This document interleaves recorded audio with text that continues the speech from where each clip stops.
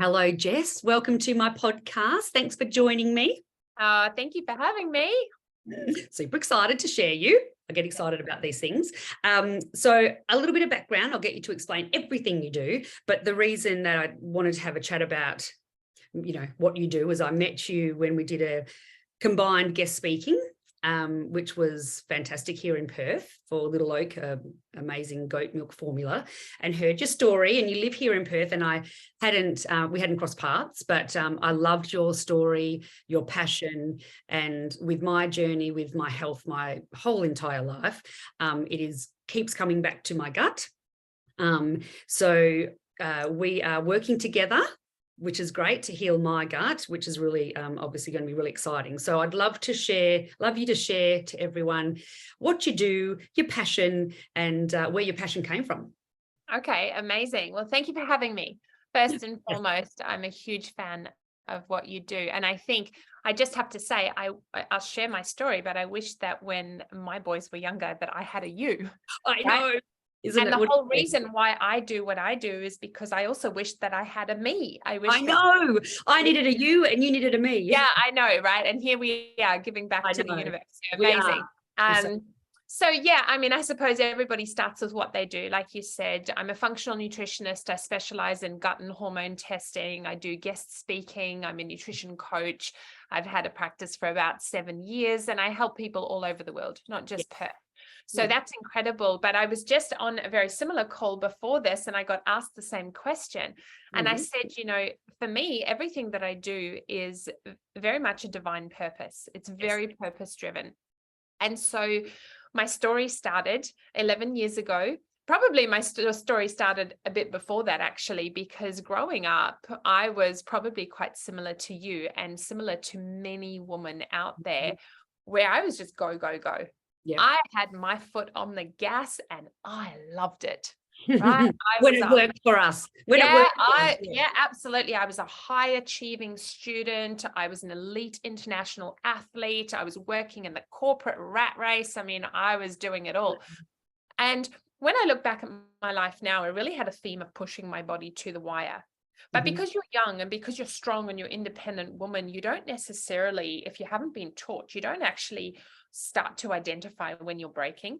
And often when that happens, you just start to do more of the same thing. Because you can't slow down. That's how you're validating yourself. So I was a very, very, very busy person my whole life. And when I got to 30 and decided to have children, I wasn't gifted with healthy babies. I was gifted with 2 boys just over a year apart who were very, very sick. And they were the classic gray area in the medical model. So for 4 years, we went on a chronic health journey. No one could tell me what was wrong with them. No one believed me that anything was wrong with them. And what were the, sorry to interrupt, Jess, what were their symptoms?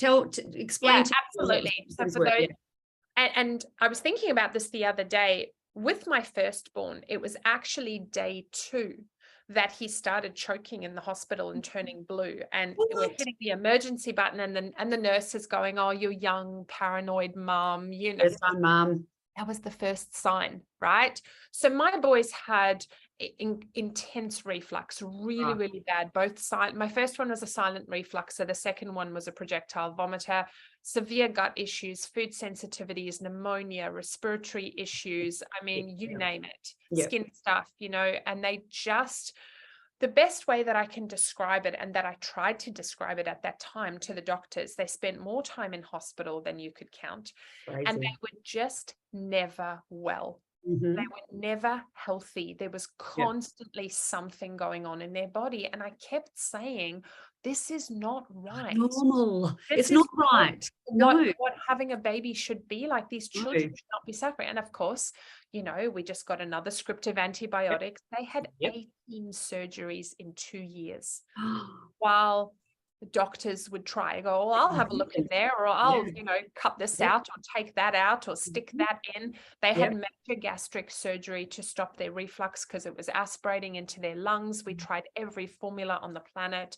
My mental health completely collapsed. I was living on 3 hours of sleep. So they never slept. They wouldn't sleep. They're in pain. To get 20 minutes. And I had a double pram, and I'd elevate them, to talk about sleep. I'd have them on the 45-degree angle.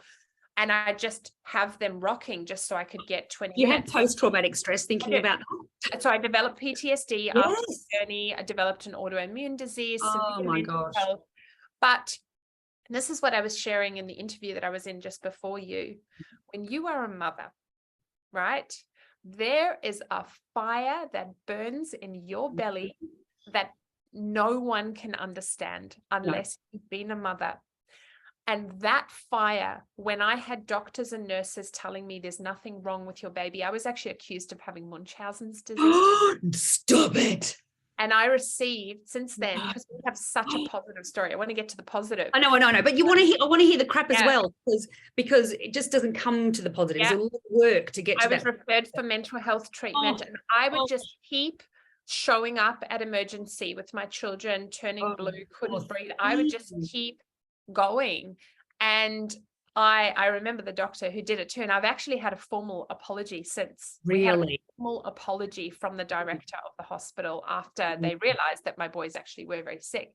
So, it was a 4-year intensive process of so much medical trauma, so many procedures done without their consent, so many people having a look or having a stab or and so much dismissal, and as a new mum, in your being when something is not right with your baby. And when they just intrinsically don't sleep, when they're constantly sick. So I just fought and I fought and I fought. And we weren't getting anywhere. We just weren't getting any answers that were good enough for me. And at 4:00 in the morning, I started doing whatever any mother would do when she wasn't sleeping. She was in the hallway with one baby, then the next baby. And I started researching. I thought, I've got to figure this out on my own, because I'm sitting around waiting for other people to make decisions based on my children's health, and they are going backwards. And my own mental health was really not good at that point, because I was living on 3 hours of sleep a night.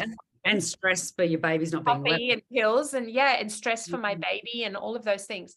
And at the time, I remember going through the internet, and the paleo diet was very big. It had just kind of come on the market. We're talking like 11 years ago, 10 years ago.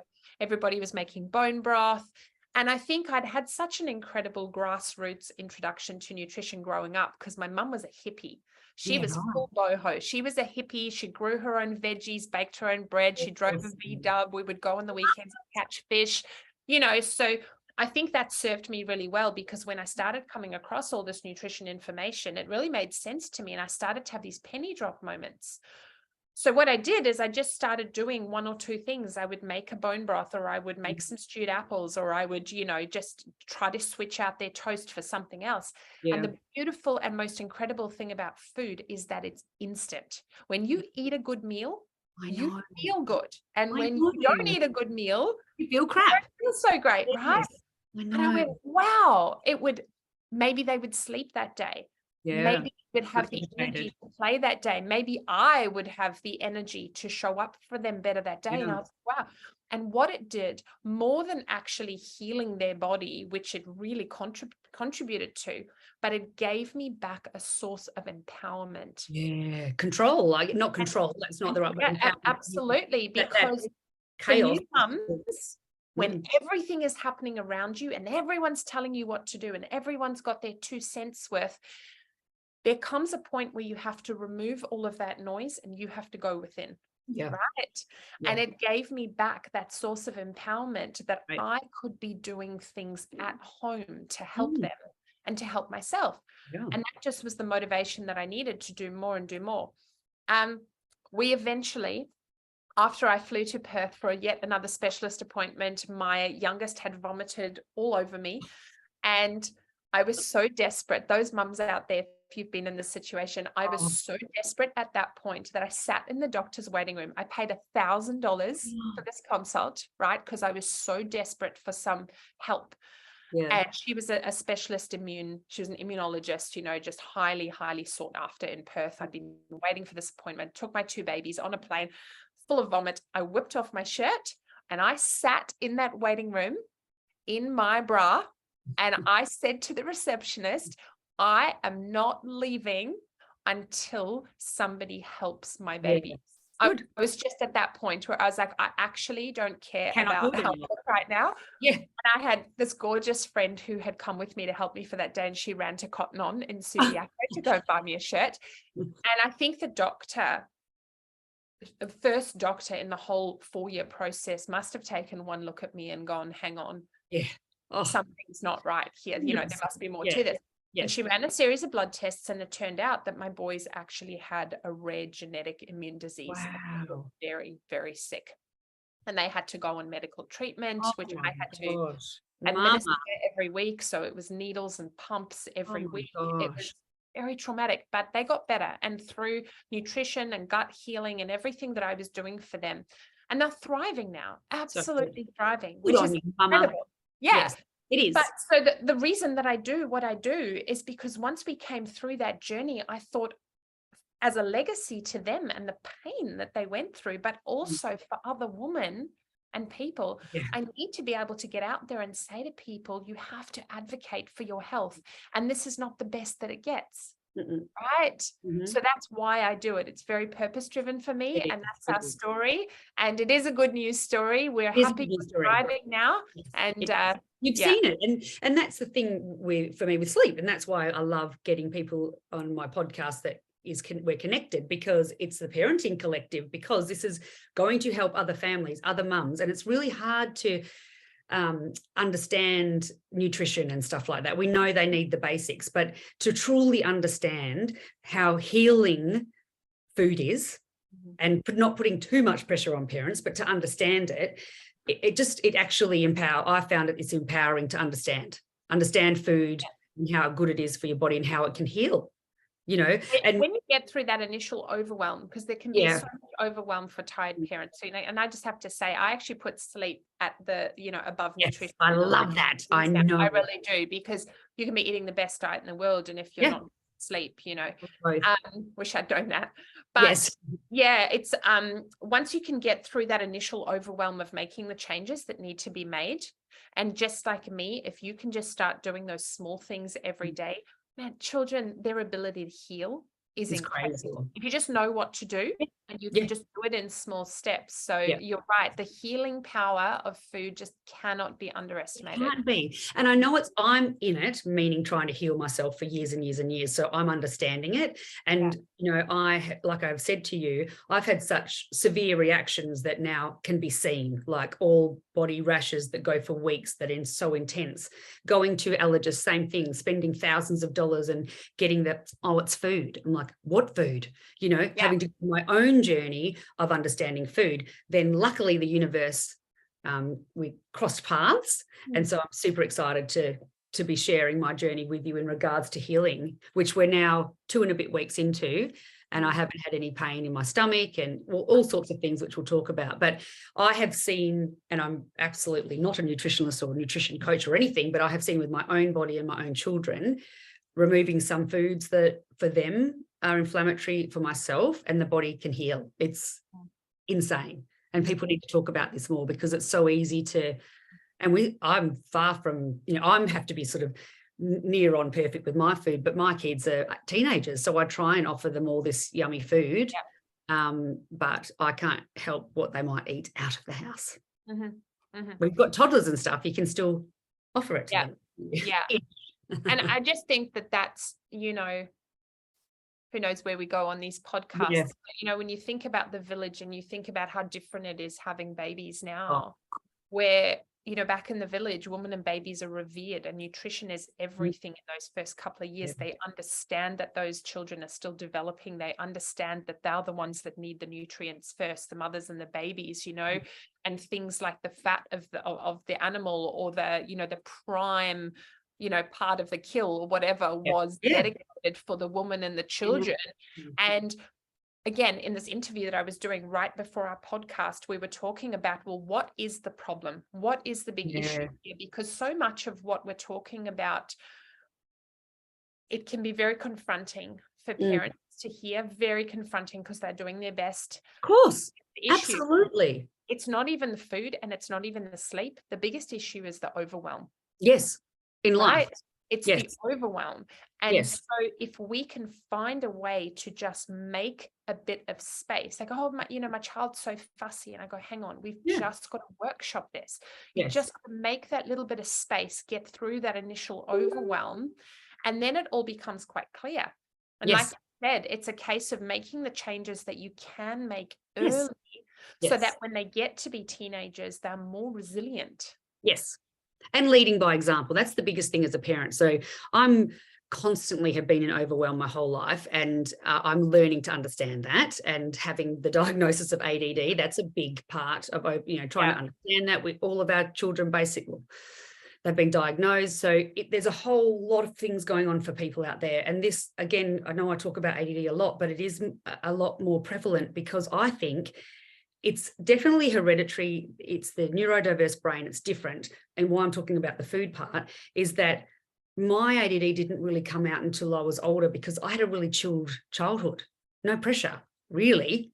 But these children, as soon as they can, they're on an iPad. As soon as they can, they've got their phones. We can try and monitor that, but all of this angst and overwhelm is happening to them. So all of these things are so much harder for parents to have some kind of non-overwhelm when it comes to this, because all of these things are happening all the time to people. But food, really important to be able to implement without being too stressful, like you said. Absolutely. It's kind of like rebuilding a house. If you think about like nature's best medicine, where we've got food, sleep, sunlight, play, nature, these are things that have now, I think, the media and our society have really kind of demonized these things. Like healthy eating is the difficult thing. It's the hard thing to do. It's the boring food. It's the, same sort of thing. We're terrified of going out in the sun. These are things where we go, you can't have the doors and windows of the house until you have a foundation, right?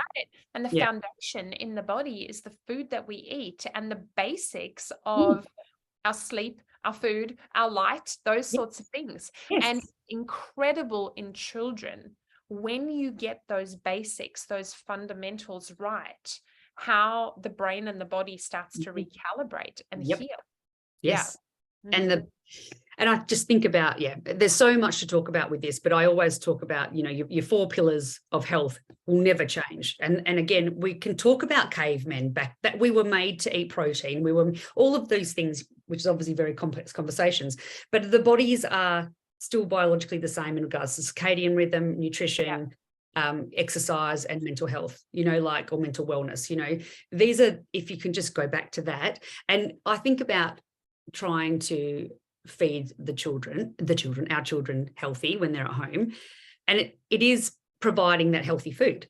They will nibble. If one doesn't like a carrot, the other one likes cucumber, well, so be it. Like, you have your basics and try not to overthink it. But what, again, bringing someone like yourself on is, and you've got such a fantastic Instagram, you've got fantastic ebooks, recipes, you do, I feel you make it not overwhelming. Like, thank you. That's the thing. Your passion and purpose is there, but you make it really easy to implement and try not to be overwhelmed, which is big. I mean, I think if I could do it going through what I went through with my boys, I'm not saying it was easy. No. Parenting is easy. And my boys are 10 and 11, and nobody prepares you for that. No. It's crazy, right? So exactly. It's not easy, and it's not easy to make those changes, but the benefits of when you do it far outweigh how difficult it is in the beginning. Now you have a child who is regulated, who's concentrating, who's sleeping because they're satiated. I really wanted to talk about this today. How do we feel when we're just eating processed carbs all the time? We're not satisfied, we're never full, we can't sleep, we're agitated, we're irritated. They're no different. They are no different. We seem to, as a society, we've sort of treated children's nutrition kind of as if they're different. We're like, oh, well, I ate that and I was fine. We can't say that anymore because we're not fine. No, we're not fine, right? You're so not fine. No. Oh, you got me. Yeah. Where I was going to with that is, you were saying we were saying getting through the overwhelm, but the benefits on the other side of that is huge. But people don't know. It's a bit like sleep. The thing is, for me, you know, I'm the age I'm at, but I've had lots of symptoms. So I kind of feel like a little bit, well, my back has been up against the wall in regards to changing my nutrition for quite a long time because my body heals itself, right? So I have these symptoms. What I find in life, unless people are getting symptoms, people don't want to talk about it. People this don't is want why I do what I do, though, because I really want to touch on this, and I'm just going to kind of precursor this by saying it's a bit triggering, but hear me out. Okay, this is what I talk about on a global platform. There is a difference between responsibility and blame. They sound the same, but they're very different, right? Yes. I don't blame myself for how sick my children were, but I take full responsibility for that, because what I did to my body, right? And obviously there's 2 people it takes to make a baby. Yes. I have assumed full responsibility for the dis-ease of my children when they were born, right? And full responsibility for doing something about it. And for anyone out there who's listening, who's thinking, yeah, but we're okay, we're kind of good, we don't really eat a lot of processed food, we don't really eat a lot of gluten, take it from me, you don't want your baby to get sick before you make those changes. No, exactly. You don't ever want to go through what we went through, having to reverse that, having to be stuck in the medical system. And this is the most powerful point that we can get across to people, is if we can make those changes early, like you, right? You've suffered with the health journey your whole life. Your parents didn't know any better because they followed the old diet pyramid. They didn't know.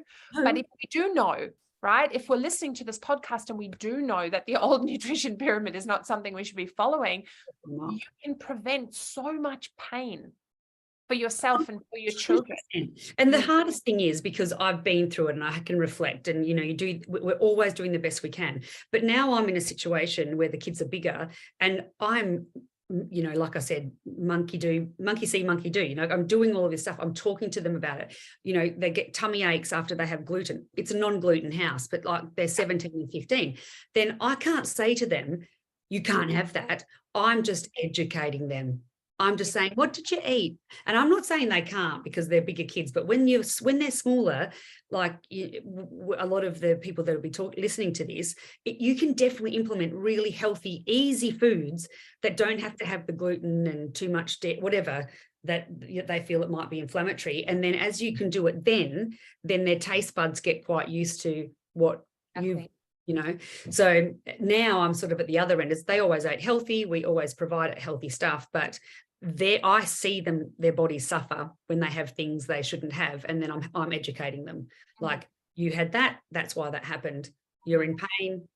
So I'm hoping they'll figure that out soon. But I think being educated and empowered with it when they're younger, you educate them. As they get a bit older, you have those discussions with them.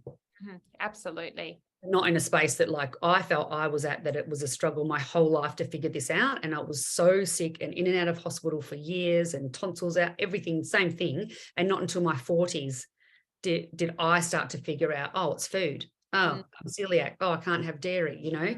And so it's not, people get frightened that it's going to be this restrictive thing, but there is so many yummy, healthy foods that can make you feel amazing. You know? It's really just a mindset of perception. And I think, like I said, you know, society has really contributed to the fact that we've demonized healthy food. I know. We've made it. But if you think about a child, right? I use this analogy a lot in my public speaking. If you put a shiny thing under the Christmas tree, right? So let's call that shiny thing, you know, processed sugar, cake, I don't know, cinnamon scroll, whatever you want to call it, right? You put that under the Christmas tree, a nice shiny wrapping, and you say to the child, you see that thing under there? That's the most amazing thing that you're ever going to have in your life, but you can't have it until Friday. I know. What is that child going to do? That child is going to ask incessantly, or it's going to try and open it behind your back, or it's going to be constantly hyper-focused on the shiny thing, right? And as adults, we're no different. We're just big babies. And we're doing the same with our kids, right? So what's happening with all of those foods is, by glorifying these highly processed, sugar-laden, inflammatory foods, right? and even things like tiny teddies. I'm looking at you, Yeah. right? Yeah. Packaging, cartoony, looks like a TV ad. You put that on a big shiny pedestal, Yeah. and then you're offering a child nature's candy, apples, grapes, watermelon, I don't know, carrots, those sorts of things. Yep. And of course, the brain doesn't get lit the same way that it gets when it sees the shiny thing. I know, it's So crazy. what's happening is we're constantly putting the brain, same with the video games. And my kids play video games. I'm no perfect parent, but they're constantly lit in that unhealthy dopamine pleasure state. Oh, And then parents are having the war when they try to offer something that's not boring at all, because it's whole natural foods that come from the earth that are actually designed to nourish the body. Yeah. It simply doesn't invoke the same response in the child. So they go, why do I want that? I want the shiny thing. Yeah. So the only way to get out of that is to have less shiny things around. Yes. And more abundance of color, but that mindset around perception of, look at all these incredible, if you go to a farmer's market on the weekend and then tell me that there's nothing you can eat on a diet. Absolutely. Absolutely. So it is, it's just perception. And it's for parents that are making those changes, it's a case of just tipping balance. Yes, it is. And it's frustrating, and it's hard work, and it's responsibility. And, again, getting back to having the older kids, I feel like I've had to do this whole big wave of treating them like toddlers again, because I'm thinking, get your own piece of fruit, get your own banana, because I thought by this age that no, they don't. They still, if there's anything shiny, they're going to go to that first. So I have to lay it out. And I know a lot. The other big thing is I'm here because I work for my own business, but the hardest thing is there's so many mums that can't be there. They can't be there. They've got to work, and you can't get home from 5:30. So you've got those pressures as a mum. And this is not trying to make mums feel any worse than what we already do, because it's bloody hard, is do the best you can when you're there. That's the biggest thing. So we could talk about this if the cows come home. We'll have to have a part 2, but I do want to talk a little bit about, as a mum and as a woman, and what you and I are doing and what people can do, because again, I'm sure there's lots of mums out there that feel exhausted and might have been on a bit of a similar journey of not being quite well, not quite figuring it out. You are incredible with your one-on-one intensive stuff to figure out how my body is working. So that's how you work. Yes, you're based in Perth, but you can help worldwide, can't you? Mm-hmm. Yeah. So a little bit of behind to where we got started is you're very much into all the nutrition and supplements and things to figure out what's right for my body. But we did do quite intensive blood works and poo testing and allergen testings. And I feel like that's really important for people to understand that everybody has different intolerances and different things going on in their body, and you are very good at figuring out what's going on and then rebuilding our bodies to work at its optimum. So anyone that hears this that's feeling crap, they should contact you. Oh, thank you. I think, the important thing to know is we have options now. Yeah. When I was doing this with my boys 10, 11 years ago, these sorts of tests were just not readily available. And I still think even now, in Western Australia, we don't have many of us, but there are functional practitioners or like me, we have access to the best testing in the world now. Yeah. And we can run those tests on children as young as 6 months old. I know, it's crazy. So I work with loads of babies and loads of families in my clinic. And it's incredible because we can actually do a deep dive into the body. So never mind a blanket thing on the internet, or that's right. One pediatrician is saying yes, do dairy. The other one saying no, don't do dairy. Let's figure it so out. Confusing. And that's the thing. It's not anti-dairy, but again, being an expert in the sleep industry. It's sleep industry, but what I do, I only work one-on-one, is I was highly allergic to dairy, and they gave it back to me. And if I look back, that's when I started getting severe asthma. Anyway, long, boring story, but I've talked about it before. But I'm not saying anti-dairy, but I can tell you right now, from even 6 years ago to now, I'm telling you probably 3 out of 5 babies have an intolerance to dairy. And that's not me diagnosing that. That is eczema, that is explosive poo, that is sinusy issues. And that's big percentage increase of what it used to be. So it's definitely on the rise for whatever reason. And this is all gut related. This is all intolerance, like inflammation stuff, which is your forte. Yeah, absolutely. And I think, there's just so much that can be done. Yes. There's so many, you and I spoke at that beautiful event about there are organic infant formulas that are coming out now that are non-dairy, that are hypoallergenic, that are highly nourishing, not full of vegetable oils and soy and all these other things that we trust when they're prescribed or recommended to us, right? So I think, you're 100% right. It's understanding what's going on with the mum and the child and the family for that matter. Because and absolutely, and I think what is hard for us as mothers, we do tend to take on the whole issues of every single person in our family. We just do. It's just the way it is. And so I can be looking after myself, which I'm trying to do the best I can, and then I'm trying to help them. But again, they're individual kids and people. So then it's a lot of weight on our shoulders as parents to have that responsibility, but not to be too hard on yourself. It is, but I have a little saying on this that might be helpful for the mums. I have a signature program that I'm relaunching later this year called Clean Eating for Busy Mums. Right. And I have this kind of saying, for mums, it's not about me first, it's about me too. Yes. But when I'm working with families and we're dealing with this, but this one's got this issue, this one's got that issue, this one's got ADHD, this one's got gut issues, this one's got, all of those things. Yeah. More often than not, I have a rule that we look after the mum first. Yeah. Because if you're trying to make decisions on healthy foods to fight with your toddler over when you're at the bottom of a blood sugar crash at 3 o'clock in the afternoon, it's just tiny teddies. Yeah. You have to be healthy, strong, and resilient enough within your own self to be able to show up and do it. Yeah. And this is a classic example of the culture of where, as mums, we are so selfless and we try to put everybody else first. Yes. But two very incredible things happen when the mum starts to nourish herself first. The first thing that happens is she has the aha moment that it could be the food. Right? Yes. She goes, whoa, I am actually feeling a lot better. Yeah. That's the first thing that happens is she reestablishes that connection. Yeah. That food is an incredible tool that 9 times out of 10, the mum has in the family because she's the one making the decisions. The second thing that happens is she starts to get more energy. And what is the biggest thing that we all want more of? Energy. It's energy, right? So when the mum starts to understand that food is really healing and nourishing for her body and she's feeling better and she starts to get more energy and her brain function comes back and, she's sleeping a bit better, that sort of thing. That's where she's going to be in a much better position to start to tackle the harder stuff. The husband, no, I think the husband's probably the hardest, the kids and the husband, right? Love them to pieces, but it's a bit like another child. Yeah.